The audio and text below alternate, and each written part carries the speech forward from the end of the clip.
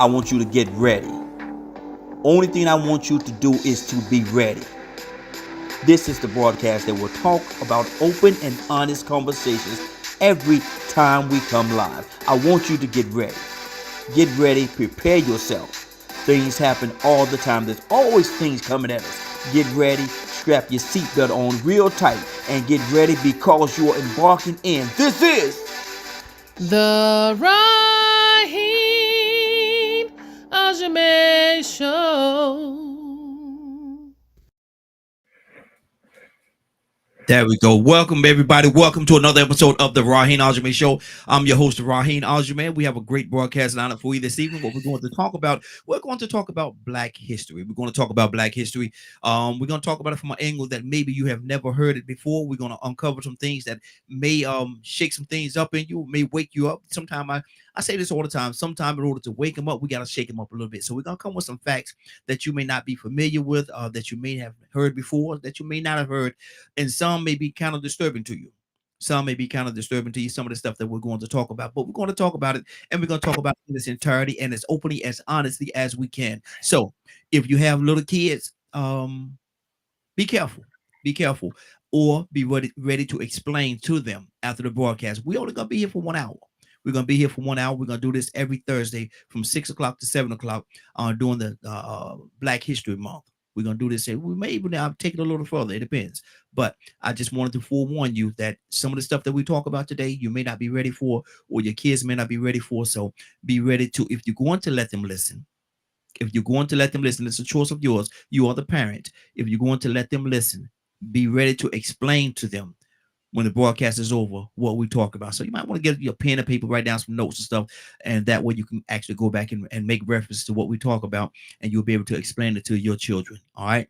I just wanted to put that disclaimer out there. Now I'm going to introduce the people that we have here. We got a couple other people that are supposed to be coming as well, but I always do the ladies first. Always ladies first. So, young lady, tell everybody who you are and where you and around, what you want to tell them about yourself. I ain't gonna say where you're hailing from, because you might not want to put that information out there. But just tell them who you are and something about yourself.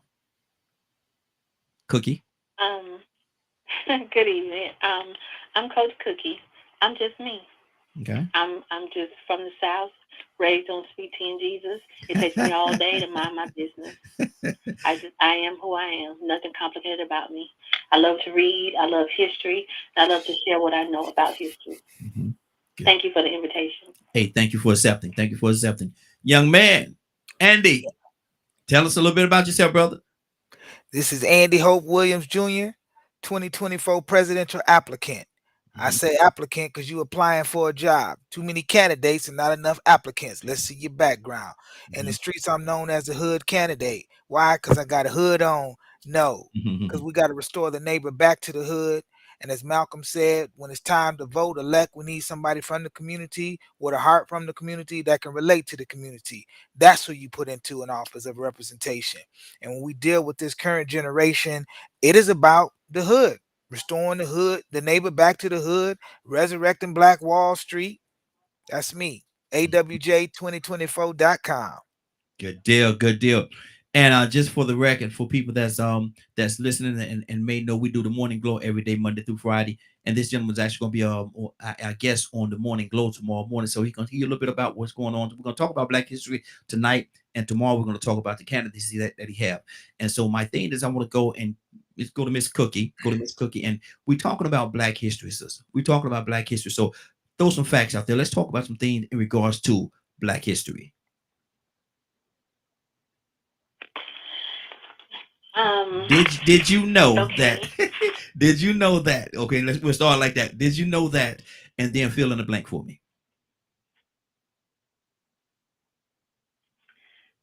Did you know that there was not only one Black Wall Street, but there used to be three? Mhm. The first Black Wall Street was in Durham, North Carolina. It was a Haiti immigrant neighborhood, middle class. They had their own Black Wall Street, Mhm. 200 businesses, and it got shut down. There was also a Black Wall Street called Jackson Ward in Richmond, Virginia. They used to call it Black Harlem. Mm-hmm. It too had over 200 businesses. It had an insurance company, a pharmacy, a hospital. Uh, it had its own school, all sorts of things. What happened to that neighborhood was the Richmond Petersburg Turnpike was built, and they let the turnpike go straight through the heart of um, Black Harlem. Mm-hmm. And the most famous Black Wall Street was Greenwood, Tulsa, Oklahoma, and it Mm-hmm. had over 600 businesses. In 1921, they were burned to the ground. Mm-hmm. Did you know? No. You took my breath away with that one. No, I did not. I know what everyone else know about the one that's in Tulsa. I'm actually from North Carolina, and I wasn't aware of that. I'm from North Carolina, Greensboro, which is about 45 minutes, maybe an hour from Durham. So I know Durham area. As a matter of fact, I have a brother that live in Durham right now, so I know that area very well. Did not know that. And see that's a perfect start to where we're going, because a lot of times we're going to bring forth information with the people that's going to be on here, that's going to bring forth knowledge that a lot of us may not know, have never heard of. And so, sister, to answer your question, no, I did not know that. I did not know. Let me go to Andy. Andy, answer me the question. Did you know? Give us a Black History fact, brother. Can I ride with Cookie for a second before I come out with something different? Absolutely, absolutely. Did you know the reason why they burned Tulsa, Oklahoma? Because those were unincorporated lands. See, Mm, our ancestors, they were not part of the municipal corporation, so they had no jurisdiction over them. So they mm-hmm, wanted the land. mm-hmm, Everything has always been about the land. When we go back to the 40 acres and the mule, it was more about the land, because anytime you have your own land, you can sustain yourself. And that's mm-hmm, been the whole move with our people, primarily the people of color, is to take our land. And so mm-hmm. that's why the whole thing, they were jealous of them. They had their land. You got to look at the 1920s. That's just 60 years after this alleged 13th Amendment emancipation, which that's just a proclamation. It ain't nothing.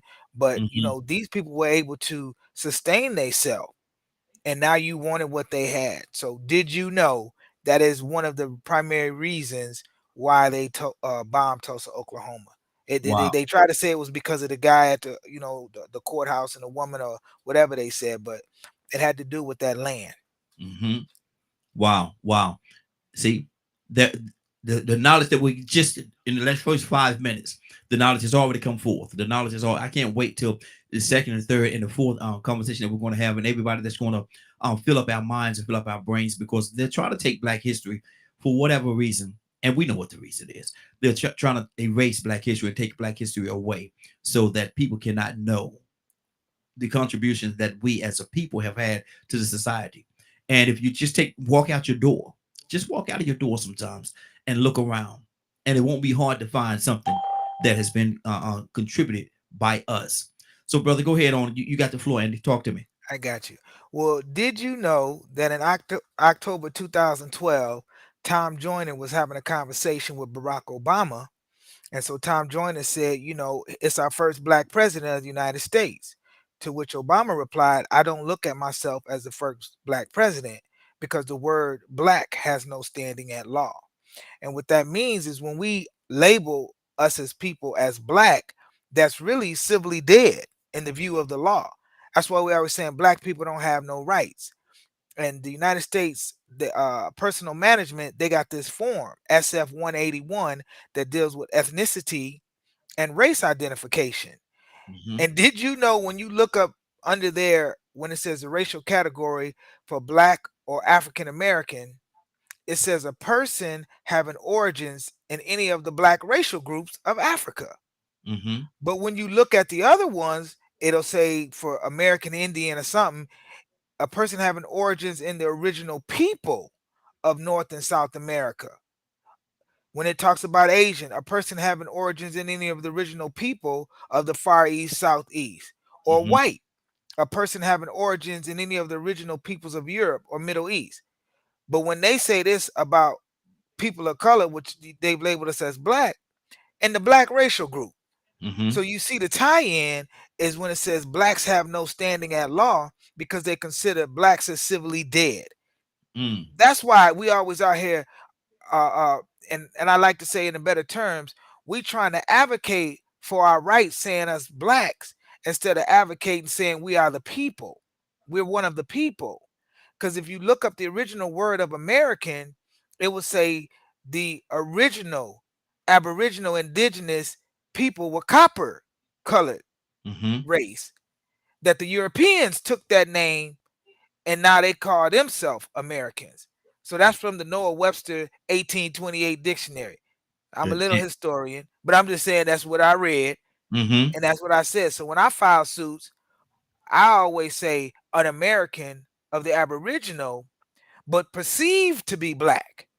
Because your perception of me does not mean that's who I am. I am who I say I am, and before anything, I'm a man. And if you perceive me to be black, well, go and run that remedy on based on your perception. Your ignorance of me does not make me ignorant of who I am. That's a good deal. Good deal. Good deal. We coming out with all guns loaded. Toussaint. Good morning, sir. How you doing this morning, Lord? I'm thinking the morning glow. Good afternoon, sir. Good evening. How you doing this evening? Doing well. How about yourself? Hey, doing well, doing well. This is our Black History broadcast. We're going to do this every Thursday, from 6 to 7 during the month of Black History. And we may even extend it. I think that we really should extend it. We should limit it to just 1 month. But right now we're doing it for this particular month. So give us a Black History fact. Did you know that? Fill in the blank for me. Well, I'm not too much of a historian, but I'm more of a listener when it comes to history, any kind of history. But then, did you know that I guess I would more so be concerned or talk about Toussaint the Overture.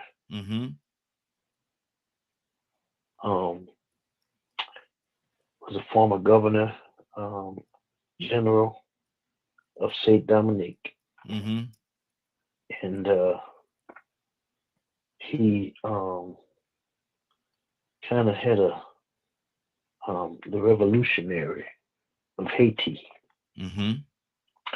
He fought in the allies with Spain, forced against Saint Dominique Royalists. They joined the Republic of France, became Governor General for life of Saint Dominic, and lastly fought against Napoleon, the Emperor. So that's just a little bit of what I know about him, but I kind of like was listening at my brother, and you know, when we I don't limit myself to a category, but I know who I am, and I can't deny that. We as a people have to realize that we've kind of paved the way up for a lot of people. When we go to bat, it seems like we go to bat for not only per se African American, but we fight for liberty and justice for all. Like our little quote in this United States of America. Every time you see somebody stand for righteousness, stand for liberty, stand for justice, and they are of our descent, we bring everybody in. And it's always been like that. But it seems like Martin Luther, Malcolm, even Toussaint here, to liberate not only one people, but all people. And I don't know who said it, but he said, I don't know who said it. Y'all may be able to help me with that. Hey, Toussaint, do you think and I love where you're going, but do you think that's a disservice that we try to include everybody instead of just concentrate solely on ourselves first? Because I was told years ago that a lot of times if a person go into a household and everybody in the household have not eaten, you go to the one, I don't even know if I want to say it in that way, but if you go into a household, You go to the one that's hungry first, that have not eaten first, to feed them, to make sure that they come to the level of everybody else, and then you continue to feed everybody. But in order to, you have to have an equal playing field. You have to first, you have to Mhm. have an equal playing field in order to stand on. So do you think do you think it's a justice? Do you think it's right that we concentrate on everybody, or should we concentrate on the one that's most in need first, and even the playing field before we move concentrate on feeding everybody? Well, here's the thing. Here's the thing right here.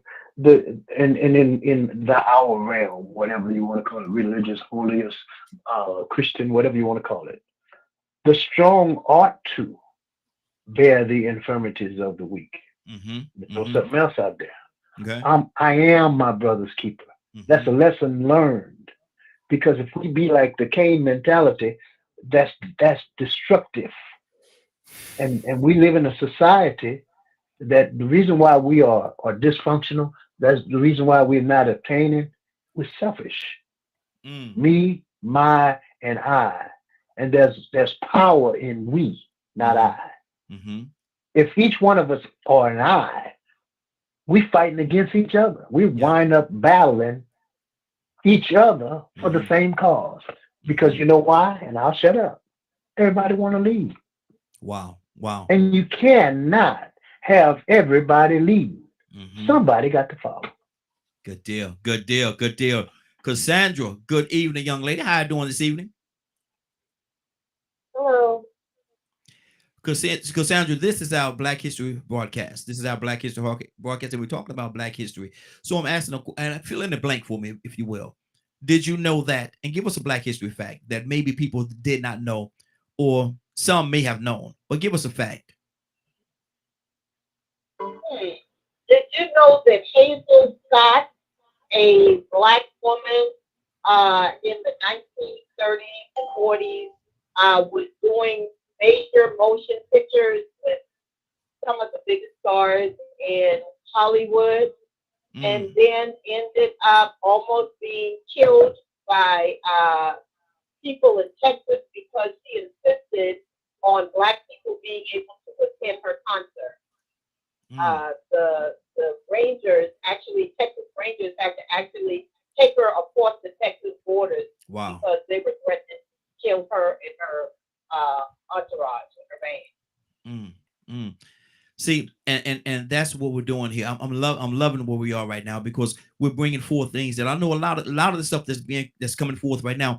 I didn't know, I did not know, and so it's helping me, and I hope that it's helping somebody else. And I spoke to the parents area to make sure you have your children to listen because these are things that we're talking about right now. Things that we're talking about right now. They're not going to teach you in school. Bless you. Excuse Your me. Thank school books are not going to cover the things that we're talking about right now. The phone lines are open as well. Give us a call 508 924 3521 508 924 3521. The phone lines open. Give us a call. We'd love to hear from each and every one of you. And to talk to me, brother. So what I appreciate about what's not being taught in school, specifically when it comes to the resurrection of Black Wall Street, we taught our own self. Mm-hmm. And one thing that Dr. King had said in his latter days, it looks like we integrating into a burning house. And we're still fighting for rights that are ours. There are unalienable rights given to us by nature's God and a creator. Mm-hmm. And if we as a people continue to ask the government to give us something, Mm-hmm. we are begging to be slaves. Mm. We are volunteering to be slaves because freedom does not depend on what another man gives you. Freedom is I can do for myself and barter and trade with other people. There was a time my mother would share to me that she grew up down south in Tennessee, that the block, where they lived on, if this person was growing this or if this person was having that, they brought that together, as a Mm-hmm. community. You couldn't tax that. Yeah. And we have been, when the scriptures say we born into sin, that's born into this debt, this bondage. And when we look at Yeshua, the one Christ, he says, my kingdom is not of this world. I think we believe that's him saying, oh, I'm in the heavens. No, he's saying in my kingdom, we operate like this. And in this world system, they operate like this. Yeah, totally different. And even though I am an applicant for the position of president, there's a job description there. And the one that I hold most dearly is the chief magistrate of the law. And the law was always do my neighbor no harm. You know, don't take from the property or infringe upon somebody else's rights. That's common law. That's natural law.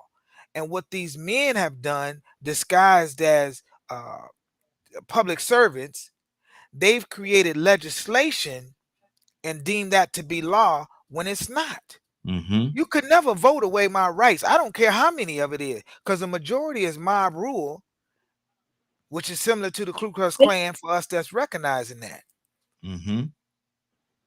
Okay, that's good. That's good. Again, the number 508-924-3521. 508-924-3521. Give us a call. We're talking Black history. We're gonna bring a lot of different topics during the course of what we're going to do in the next few weeks. And we want to have you as a part of it. Let's build together. 508-924-3521. Cookie, talk to me. Before I leave with my did you know, let us be mindful. This not a political rally. We're not campaigning. We sharing information. Information, not individual information, historical information about Black people. Did you know that in 1968 in Pittsburgh, Pennsylvania, 25 Black men created the first official EMT program? They created a program that it was a 32-week course with 300 mandated hours. They taught CPR, they taught defensive driving, and they taught how to use tourniquets and things of that nature. Their program was so efficient and so pervasive that the city of Pittsburgh contracted them to become the EMT service.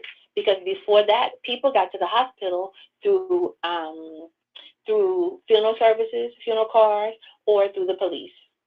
This was the first time that there was an official ambulance service put into place. And then other cities throughout the North implemented the same model. These 25 people happened to be 25 Black men. Wow.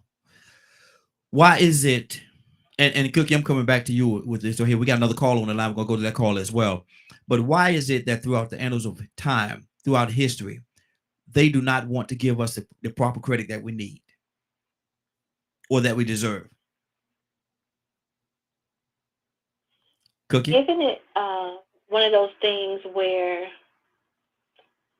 we're their adversary? And if we know how great the generations before us were, then it'll inspire us to be even greater. And no one likes to see the people who are beneath them exceed them. Because we are smarter, brighter, more intelligent. Think about it. In Egypt, we have pyramids that have stood the test of time, in the midst of sandstorms for thousands of years. And even in our history books in this country, they taught us that the pyramid was a pyramid. No, the pyramid is a diamond. That's why it's so stable. Half of it exists underground. That's where the pharaohs lay, in the part that resides underground. That shows you the limited thinking in the people who write our books. If you let us know how magnificent we were, we will be inspired to continue being magnificent. That's why things are hidden from us, so that we'll think that we never accomplished anything, and we won't pour from whence we come. Exactly. We certainly are not chickens. We're the eagles, and we fly high above everything. But even with that visual I just gave, you have to be. I'm not even gonna go there. I was about to go somewhere, but I'm gonna leave that right there. I think we have Dr. Cook. Dr. Cook, is that you? Is that your number? Are you there? I'm here. Hey. I missed the question.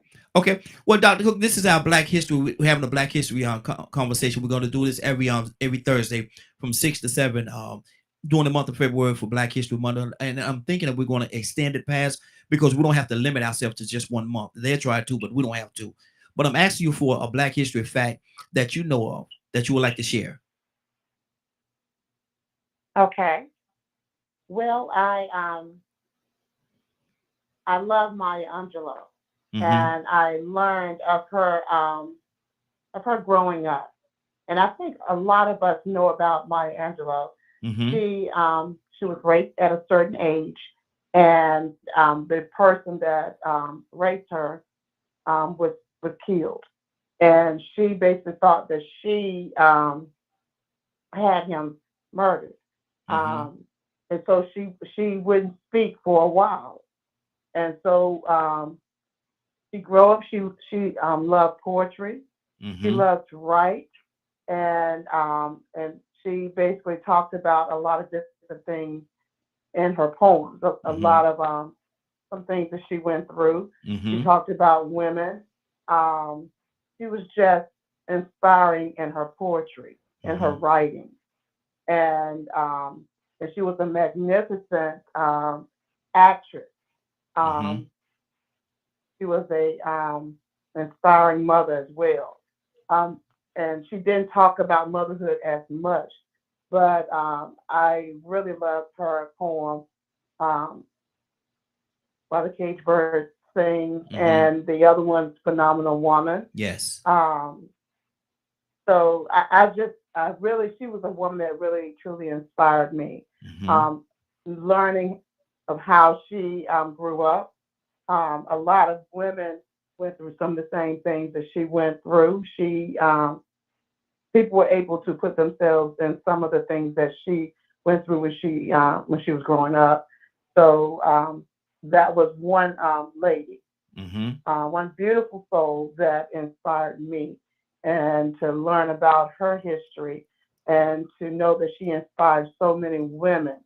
Um, and that's what it's all about, giving back to the community. Even though you've gone through any other trials and tribulations, you learn to overcome all of that.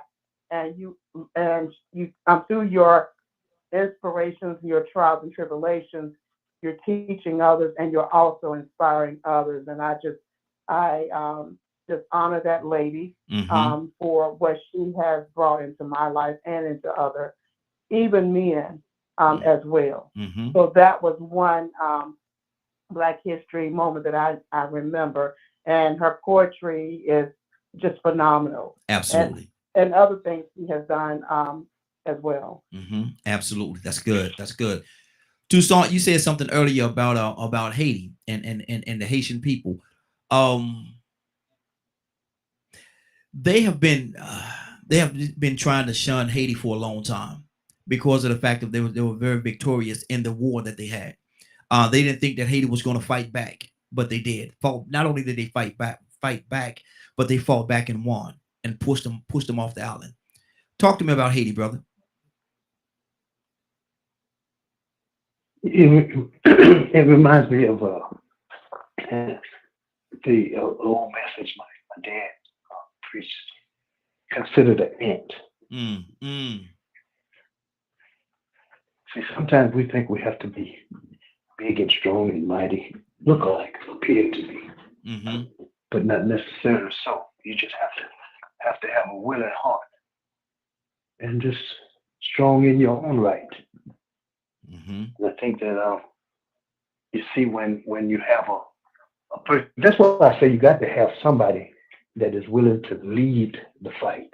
yeah, yeah, And when I mentioned the overture, there's a twofold thing there because I think I mentioned it before on another show that I wanted to name my son uh, Overture. My brother educated me mm-hmm, into the fact that you can't get too close to the enemy because he mm-hmm, has tricks.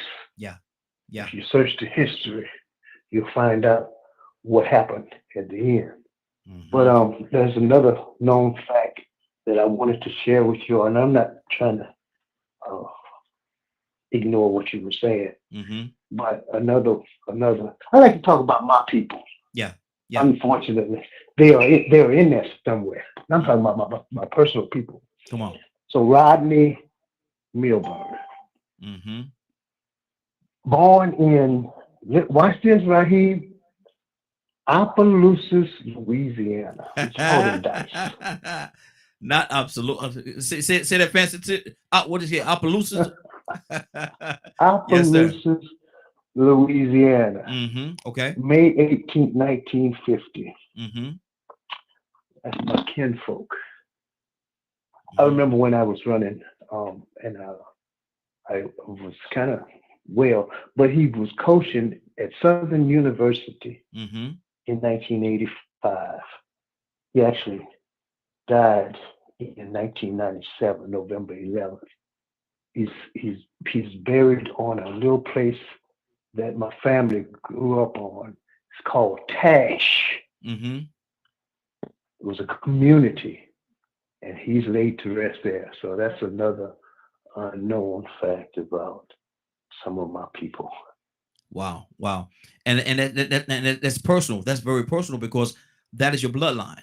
That's very personal. So that's good. That's good. Definitely. Absolutely. Absolutely. Cookie, talk to me. Okay. Did you know that um, Jane Bolin was the first black female judge of the United States? Mm. The first Did female. you also know? Did you also know that a lady named Sadie Tanner Marcel Alexander was the first black woman in the United States to get a PhD in economics from the University of Pennsylvania? Mm. Mm-hmm. The same woman, Sadie Tanner Marcel Alexander, also graduated from Pennsylvania School of Law. Mm-hmm. Is that not impressive? Very, very, very. Wow. And Sue, I was going to say something, but I want to keep this thing moving because I want to get as many facts in as I can. And certainly on this first one, and we're going to lay it out and talk a little more in detail as we go on the next couple of weeks. But Cassandra, what's on your heart? Talk to me. Black history fact.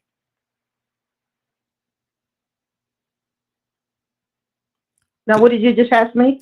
I asked you about a Black history fact, but what I want to talk to you about, let's talk a little bit about something that you know very well.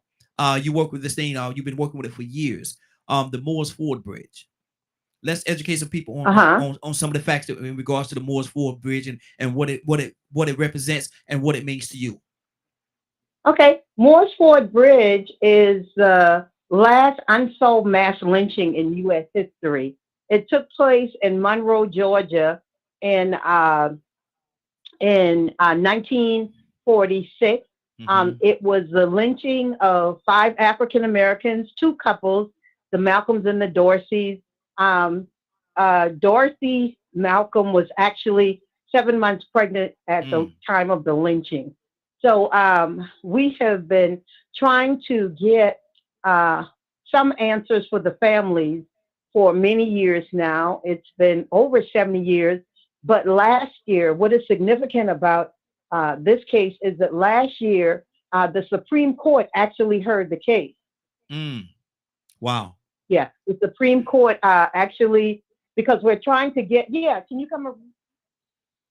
Yeah, the Supreme Court actually heard the case last year, and they said that, they could, they would not hear it. They would not hear the entire case, but they heard, our plea, and they said that they would be willing to listen again. But since then, we have the attorney that is handling the case, Joe Bell. He has actually been able to get Moores Ford Bridge recognized up under the lynching bill that that took place. Yeah, so it's still alive and well, and the families still need answers because some of these people, some of the lynchers we know are still alive. Yeah, they're still alive, and just like the Jews do with the Nazis, they hunt them down. They don't care if they're 105. They have them prosecuted. And I feel like when it comes to lynching, if the people are found and they're found to be guilty, I don't care how old they are, they need to be held accountable. Cassandra, let me ask you this question. And this young lady, Hmm. she has I think recently passed. But the young lady that made the false accusation against Emmett Till, they, Hmm. last couple of years, it's come out that, and she said that, it wasn't true, but she was never charged. But she was 80, Hmm. 90 years old, whatever it was when she passed. Should she have been charged? Yeah, she should have. She caused something that literally her actions took caused a man's life to be taken. First of all, Mm-hmm. that's illegal. Mm-hmm. That's illegal. And she lied, she perjured, she did all of that, and she was never held accountable. How do you do that? How do we make that seem right, Mm-hmm. look right, feel right? You can't. So Yeah, yeah, she should have been charged, exactly. even though she never was.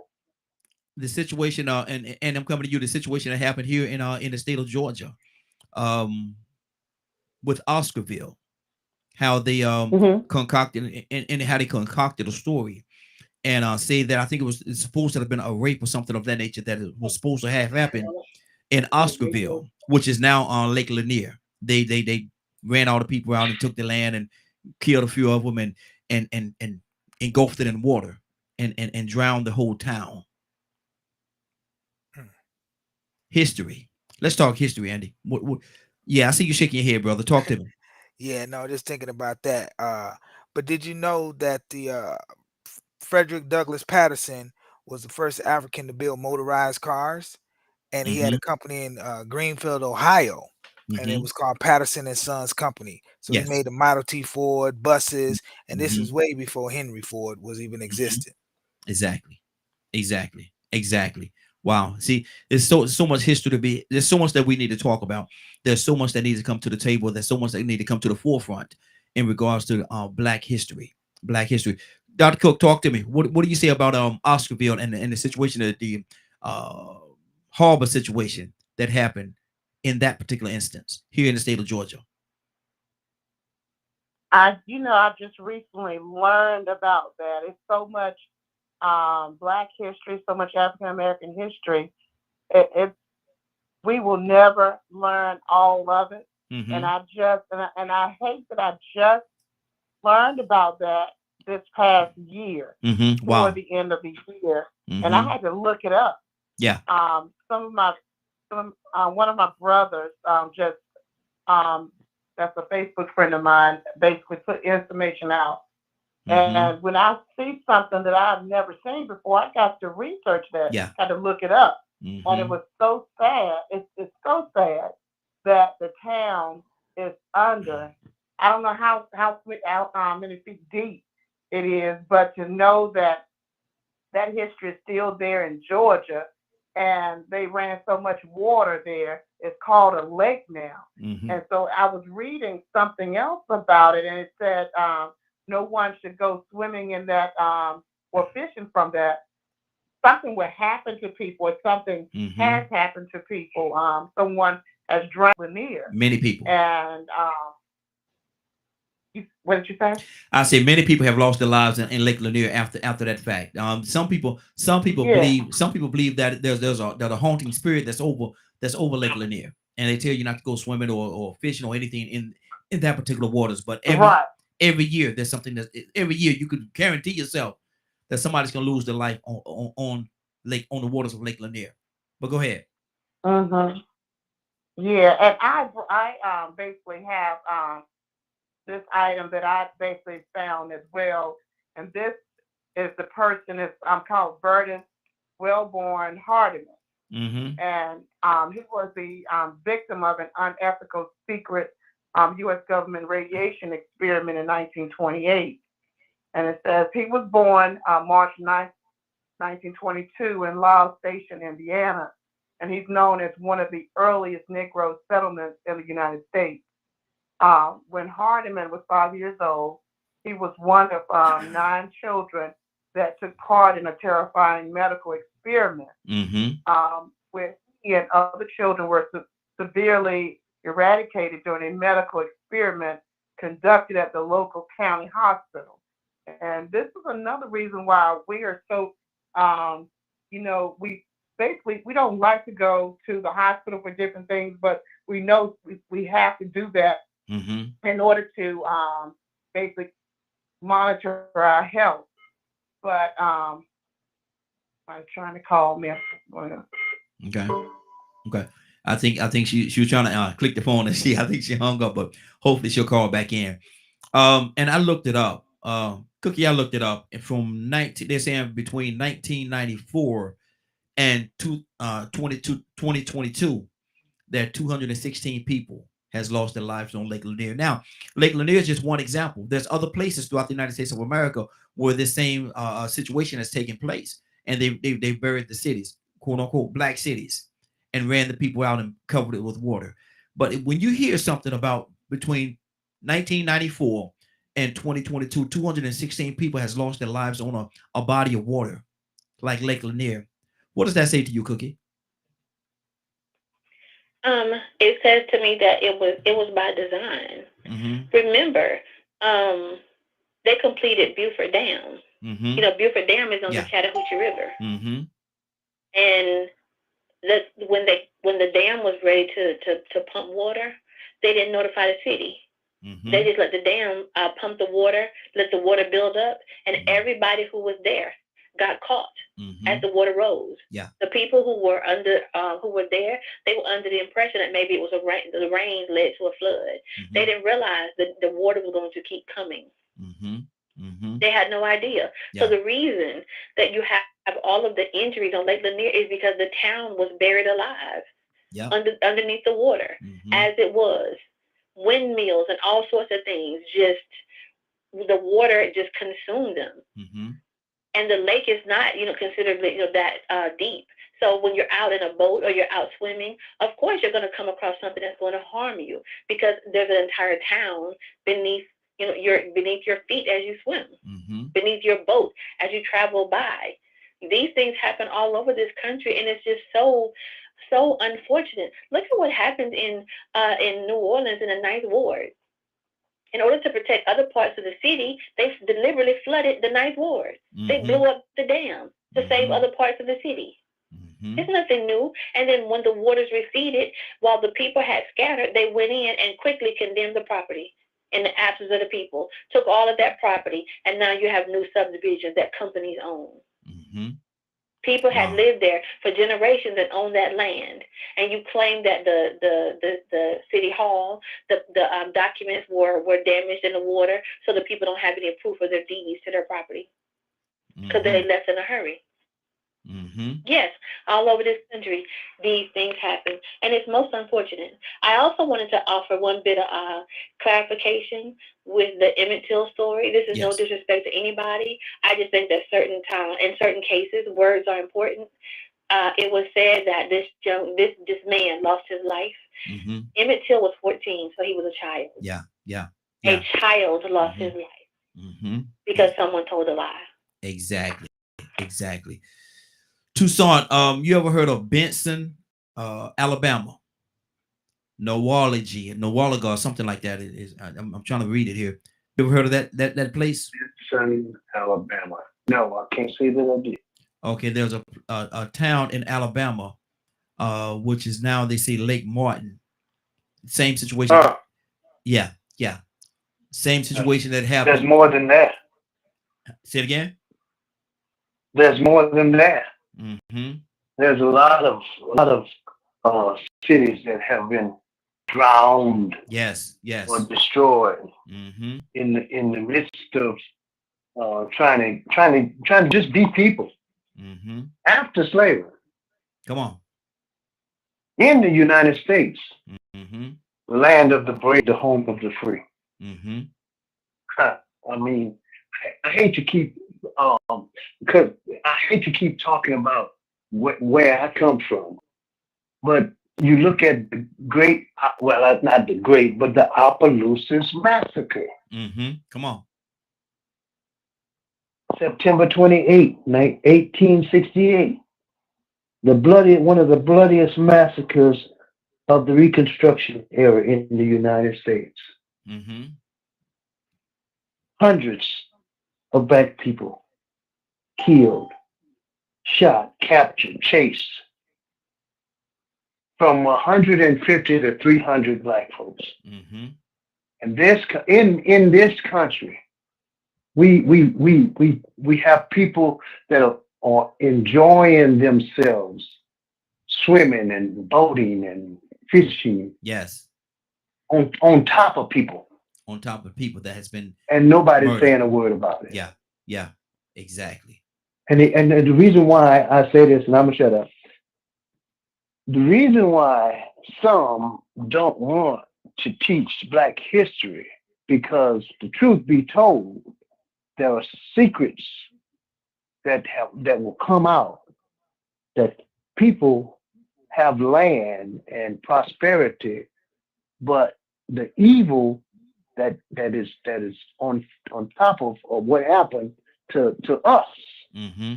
comes out, and they find out that they either stole or killed or maimed or hurt somebody to get what they wanted. Absolutely. Absolutely. This is our conversation, y'all. We're talking Black history, and what we're doing, we're actually bringing out a lot of facts. Hoping that you all will go and look into it. We just putting a lot of different information out there right now, and I know that's what's happening. A lot is coming at you.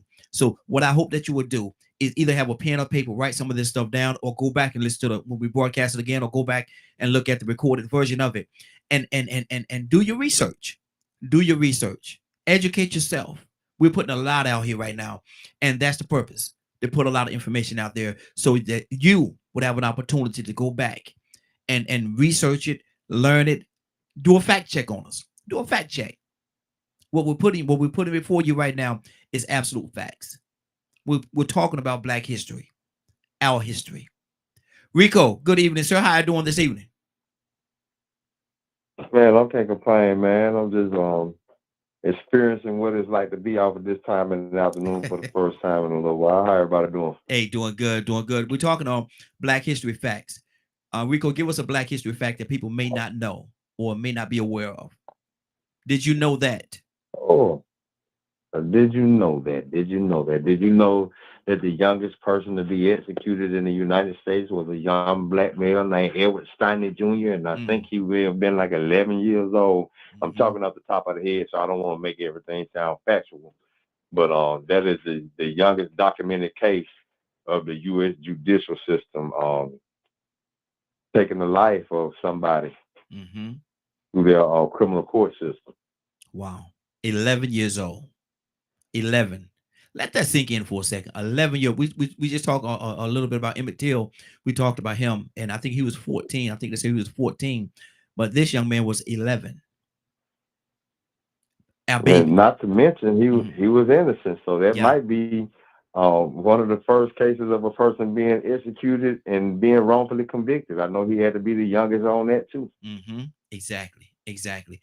Our babies. These are our babies. These are our babies we're talking about. 11 years old. Not even a teenager yet. 11. Let that sink into your head that somebody would do something like that to an 11-year-old. Think about that. Andy, talk to me, brother. Well, Well, I got a question. I got a question before you go past. Okay, go ahead. Did I hear correctly? Did I hear y'all correctly say that they made Lake Lanier while those people were still alive? Well, Yes, that is correct. okay. I'm trying to find out where I can find that because I was always told that they evacuated that town, the Army Corps of Engineers, but they left all the buildings and churches and the cemeteries. They never, uprooted the body. So the cemeteries were still under there and the houses and things like that. But I was told that all the people were evacuated. Mm-hmm. No, so that's incorrect. If you, there was a book I read, and in the book it talked about that the dam was late in being built, and so they told the people they could stay, and then the dam was supposed to be a trial run to see if it worked, if the water held, and when the water did held, they went ahead and flooded it. They didn't want to stop, so the people were caught unaware. Hmm. Okay. Okay. Yeah, I want to find As that. knowing with any construction projects, they'll have a target date, but the target date doesn't work. And I think the people were trying to get injunctions and all sorts of things, so they were staying there because they didn't want to lose their land. Remember, it was a predominantly black-owned town. Mm-hmm. It Right. was. And these people lived there for quite some time. They did not want to surrender their land. Some of them were offered to be bought out, but most of them did not. And the ones who were left there, the city, remember the state commandeered their land. It wasn't even like they were compensated for it. So no, a lot of them did not leave. I think the mayor. Listen, listen. Guess who the the man, one of the people involved in the process? Why is his name Hartfield?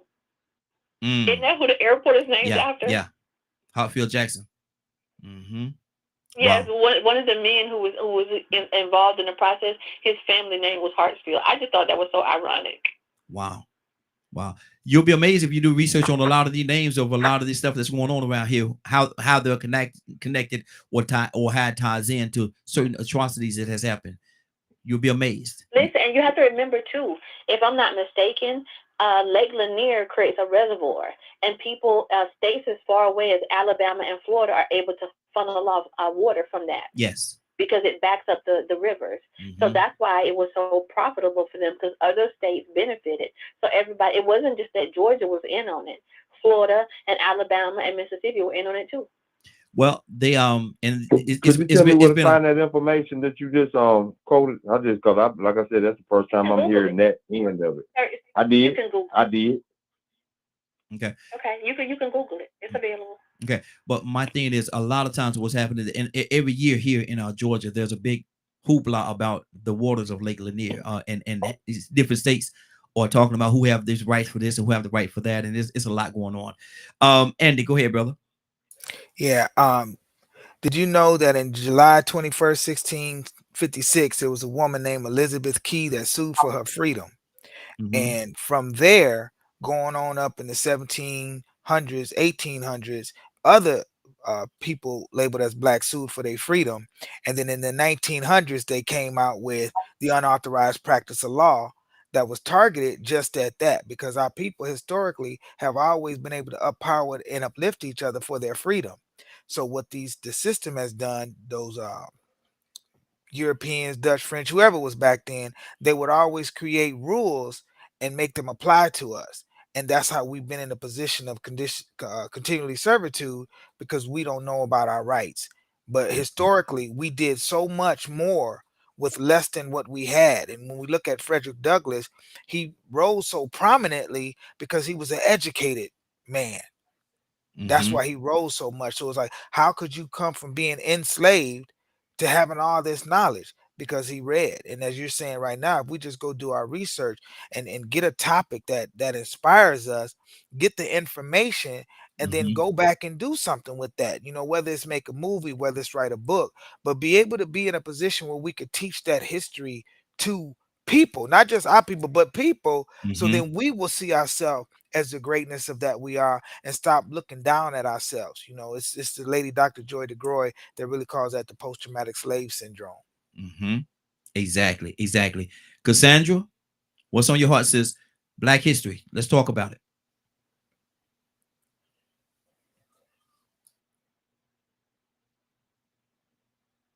Cassandra, you there?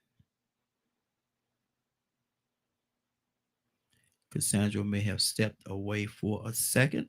She may have stepped. Let me go to Dr. Cook. Dr. Cook, you there? I'm here. Oh, okay, Cassandra, go ahead. I'm so sorry. I'm working and trying to stay on the line at the same time. So I just didn't hear my name. Okay. Okay. Well, talk to me. Black history fact. Give us a fact. What do you know about this Lake Lanier situation?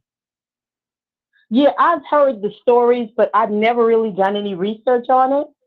I really haven't, and I should have, because I'm here in Georgia, but I've never done the research on that particular incident. Okay. But I have heard. But listen, this is a common story. I mean, for real, just think about it. How many times have we been, our land has been taken away? I guess they called it the Great Black Migration. Remember when not all, but a lot of Black people were moving to the north to get away from really the slave mentality of the South. And it's sad because a lot of them were actually running for their lives. Their families, once a family was threatened, right? Once whites were coming after a family, literally they would pack up in the midnight, leave their property. I mean, put a few things they could inside the back of the trailer or whatever, and leave town. But that land was never given back, even after they found out that it was stolen, was never given back to black people. Think No. about that. Yeah, exactly. And truth of the matter, they never will. They never will give it back we come Absolutely. unless we come about and stand up and fight, because like I said at the beginning of this broadcast, sometime in order to wake them up, you got to shake them up, and we got to shake them up and go back and take what rightfully belongs to us. There's so much that we are owed. There's a lot that we are owed. But when are we going to come together collectively, stand up and take what belongs to us? Now, I'm not talking about no violence and all. People say, well, you're such a violent, but no, I'm not talking about all that. I'm talking about just get what you rightfully deserve. You cannot, and I made this a visual on the Morning Glow about a week ago. You cannot have me to come to your door, knock on your door, and ask you for something to eat. And I look and you open the door, and I look inside, and there's food all over the place, and you tell me that you don't have anything. I come back a couple of days later, I knock on the door, open up the door, and now you got a plate of food in your hand. I'm hungry. You got a plate of food in your hand, but yet and still you're going to tell me that you don't have any food. How many times am I going to come and knock on that door? How many times am I going to take the peaceful approach and go knock on that door? I'm still hungry. Days is gone by. I'm still hungry. Now I want something to eat. I want something to eat. Rico, talk to me.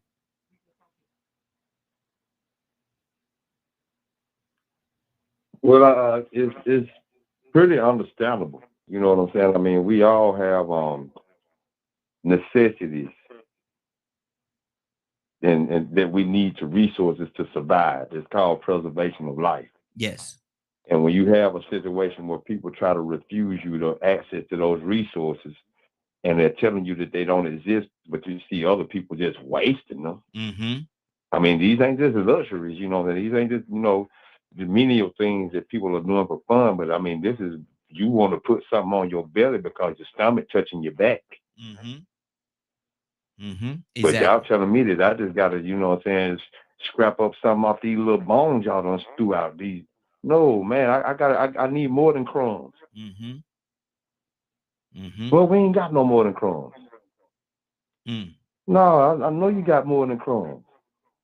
You just fed them to the dog. Exactly. I think I'm a little bit better than a dog. Yeah, maybe they did say I was street folks up in human a long time ago, but I think I proved y'all different when you stole all my inventions and claimed them as yours. When I created the boll weevil, the cotton gin, I mean, come on, man. I mean, yeah, man. What do you expect when people need to survive and then they're watching other people thrive for less work or for no work off of what you did off your back? But at the same time, that's what made America great. That's what made America powerful. That's what made America what it is. So now we in a situation where we live in a country, an institution that says that if you don't know slavery ended, we ain't gonna tell you. Yeah. Exactly. We'll free you when Juneteenth come around. Oh, you don't know that you didn't invent that, or you didn't know a black man invented that. We ain't gonna tell you. So you want to learn and find out that you did invent it? Y'all trying to make us hate white people. You try to make us look bad. No, I don't want y'all teaching that history. I don't want y'all teaching y'all the truth. We don't want to teach y'all that the America had to already be discovered when we so-called landed on it or found it, or when we were led to it by Moore. Exactly. We discovered America. Those weren't people over there. I'm savages. But this is their history. How much a part of it do you really want to be? Exactly. Tucson, talk to me, brother.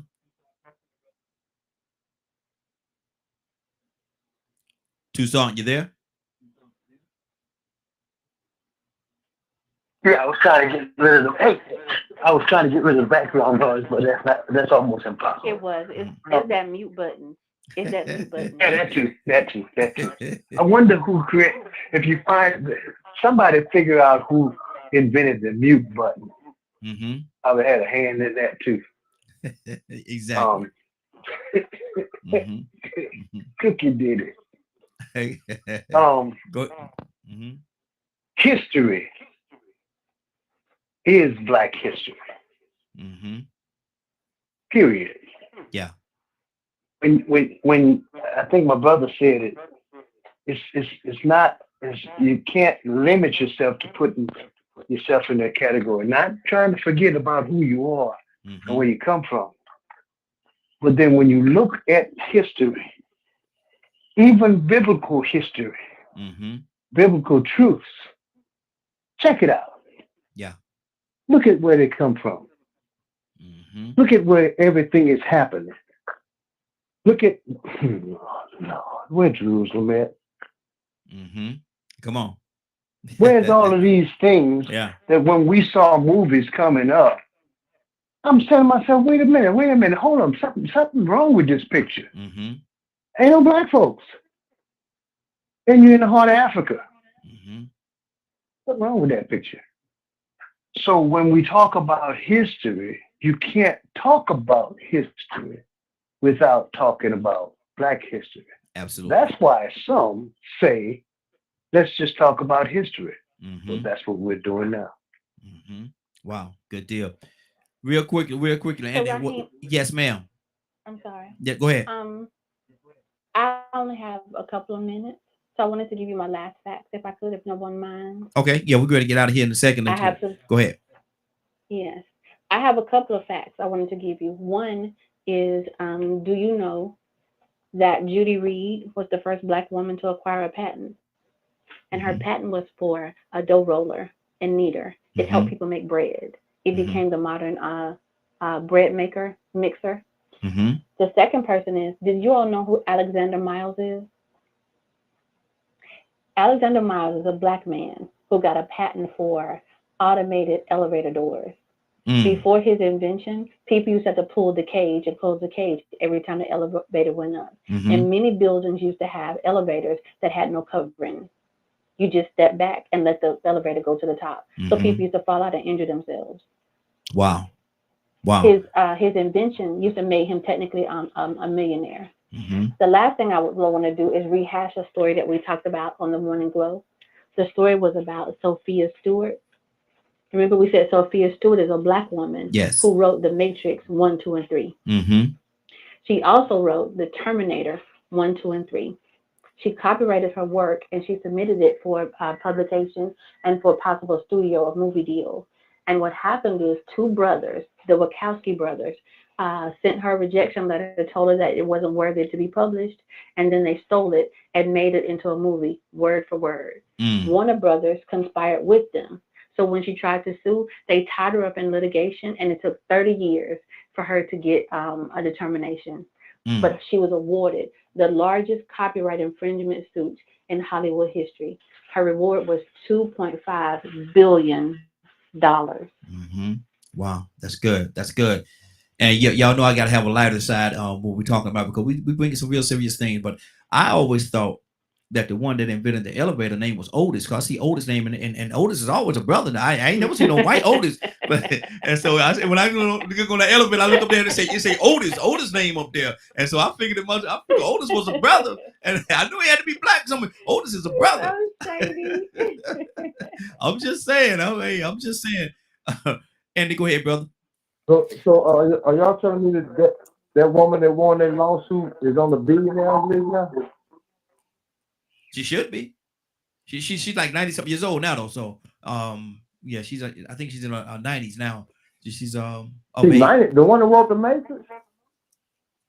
Yeah, when I looked it up, they say she was around 90. Yeah, that's what it said. Right? Oh, wow. 80 or 90 years old. Yeah, but it was quite a few years ago, though. It was probably written, but how they take a long time to do this and do that. And they say she's been fighting for over 30 years. I think that's what I just heard. And so yeah. Okay. Remember, the first one she was fighting for was the Terminator. And the Terminator, that is over 30 years old. Yeah. The Yeah. Matrix is right about 30 years old, but she was Mhm. in court for 30 years. I don't know Mhm. how old she was when she wrote it, Yeah. but she Yeah. was in court fighting for 30 years. Mhm. Wow. Wow. That's a long time. That's a long time. I was thinking that people really have, you're not gonna say people, you have some that really have a problem, an issue with black history, and then Mhm. you have, white people that have a problem with it. Then you have some black people that say, well, why are we doing that? We're limiting ourselves. Mhm. But I think overall we have to understand that if we had an accurate story of mankind, if we had accurate history, we Mhm. wouldn't have a black history. We Yeah. wouldn't have to use that terminology, because I get it. History is history. You just can't sit back and say, okay, this is history and now this is black history. That's like no, it all happened at the same time. Mhm. The story is the story. You can't omit anything, Yeah. but things have been omitted. Tell the truth. So, if we are going to go to school and learn omitted history, if anybody questions why we have to have black history, because that history that they have designed to say that we have succeeded or we have achieved or that we passed is inaccurate, Mhm. Exactly. because the Native Americans are already here. Columbus Mhm. didn't discover America, for example. Mhm. So, we learn this and we learn what they tell us, but it is necessary for accurate history to be taught. We wouldn't have to worry about even having these discussions. We wouldn't even have to worry about having this month if they just gave accurate history. Just tell the truth. Just tell the truth. Andy, go ahead, brother. Well, since the sister was talking about inventions, I'm not the first black inventor, but I believe I'm the first black inventor. I invented a coffin in the shape of a teddy bear called Buddy Bear. It's for Mhm. little kids. And so we, Mhm. we plan on opening up a manufacturing thing, because as much as I enjoy the history, I still know today in the present, we still got to be creators and manufacturers and do that too. And this time Absolutely. can't nobody steal it, because Mhm. I'm Heck right here to do it. Good deal. Good deal. And on that note, this has been a great broadcast. We're gonna be here every Thursday from 6 o'clock to 7 o'clock. We're gonna talk Black history. We're coming back next week, next Thursday. Look forward from 6 o'clock to 7 o'clock. We're gonna do the same thing all over again. We're gonna bring different facts, different facts. Hopefully we have some of the same people, or we may have a few different people that's gonna go as we move forward. But we're bringing facts, Black history facts, stuff that they don't teach you in school, stuff that they don't want you to learn, stuff that they don't want you to know. So I want to thank you all for joining us this evening. It's been a great broadcast. Cassandra, you still with us? Cassandra, you there? Okay, Cassandra may be away from their phone. I'm gonna put you on the spot, brother. Andy, Put me on the spot on what? pray us out, brother. Oh, but definitely. Oh, merciful, magnificent, wonderful creator, we thank you for not only this month, but for the history of our people, and you let us out of bondage. So as we come into just another great season, we thank you for the freedom that you have given to us, that we are joint heir, ambassadors to the throne, and we shall see the victory that you have promised us if we could just believe. So I thank you for this. I thank you for the show. I thank you for the elders and the other participants that were able to be here, and to all our listeners. And we say to the best, stay blessed. Thank you. Amen. Amen. Amen.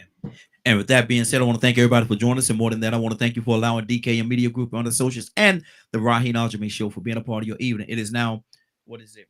709. You're about to exit the Raheen Ashimi Show. So, but before you go, I want you to do me two favors, if you will. One, I want you to continue to pray for us, because we are certainly praying for each and every one of you. Number two, why this is real simple, I want you to go out there, find somebody, and give them a hug, because you never know. It could be the only hug that they get, or it could very well be their last. Love you, and ain't nothing you can do about it. Have a great evening and a better tomorrow. Then we shine some of this light on you from the Raheen Ashimi Show. Take it out there into this wicked and cruel world that we live in, and let your light so shine. If you get an opportunity, give somebody some love.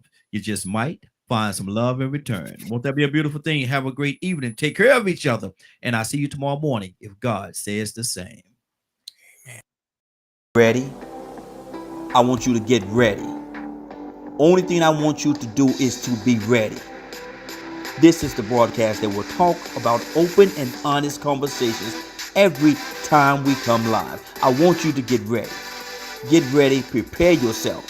Things happen all the time. There's always things coming at us. Get ready, strap your seatbelt on real tight, and get ready because you are embarking in. This is The Raheen